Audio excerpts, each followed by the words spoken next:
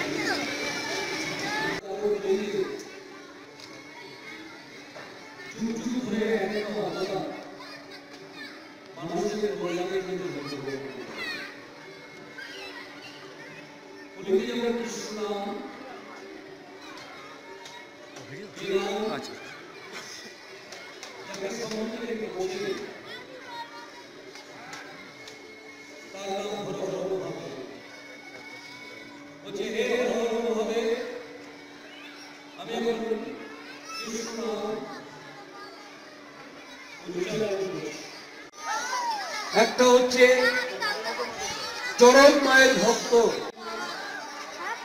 যাদের মনের মধ্যে এখনো কোনো পাপ প্রবেশ করেনি, কোনো বিষক্রিয়া প্রবেশ করেনি। এই বাচ্চারা দেখুন কত সুন্দরভাবে আপন মনে তারা ছবি আঁকছে।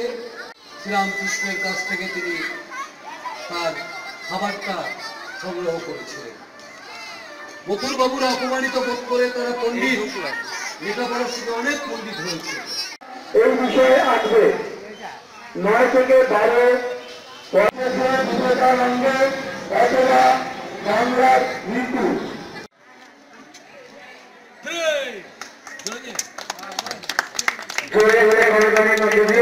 সিঙ্গেল সিঙ্গেল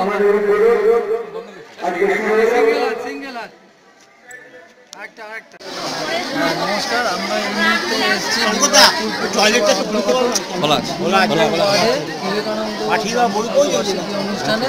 এই অনুষ্ঠানে অনুষ্ঠানে সর্বজনীন কালী মন্দিরে একটি বসে আঁকো প্রতিযোগিতা আয়োজন করা হয়েছে এবং মন্দির সৌন্দর্যায়নের জন্য কিছু বাতিস্তম্ভ উদ্বোধন করা হয়েছে এবং আমরা এখানে পেয়ে গেছি শহর তৃণমূল কংগ্রেসের সভাপতি সুখেন মজুমদারকে। আসুন সুখেন মজুমদারের কাছ থেকে আমরা এখানকার বিবেকানন্দ জন্মশতবার্ষিকী উদযাপন সম্পর্কে দু কথা জেনে নিই। বিবেকানন্দ আজকের যে জন্মদিন অনুষ্ঠান আপনাদের এখানে হচ্ছে সেই ব্যাপারে আপনার একটু মতামত যদি আমাদের দর্শকদের জানান। এটা তো 2 নম্বর ওয়ার্ড, নবরাপুর পুরসভার 2 নম্বর ওয়ার্ড এটা।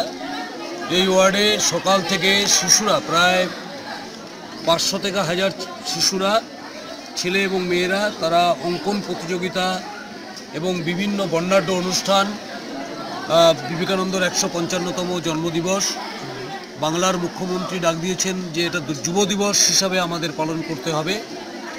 প্রচুর যুবক ছেলেরা সুমনের নেতৃত্বে সকালবেলায় নিউ ব্যারাকপুর টাউন তৃণমূল কংগ্রেসের অফিসে নেতাজি ভবনে সকালবেলায় পতাকা উত্তোলন থেকে শুরু করে বিবেকানন্দর গলায় মালা দেওয়া, তাকে শ্রদ্ধার্ঘ্য নিবেদন করা এবং মিষ্টি বিতরণ করা থেকে শুরু করে আমরা এই দিনটি পালন করছি। বিভিন্ন জায়গায় অঙ্কন প্রতিযোগিতা, যেমন 2 নম্বর ওয়ার্ডে চন্দনা চক্রবর্তী, শঙ্কর চক্রবর্তী, সমীর মুখার্জি এদের নেতৃত্বে এই ওয়ার্ডে আজকে বিবেকানন্দর উৎসব পালন করা হচ্ছে।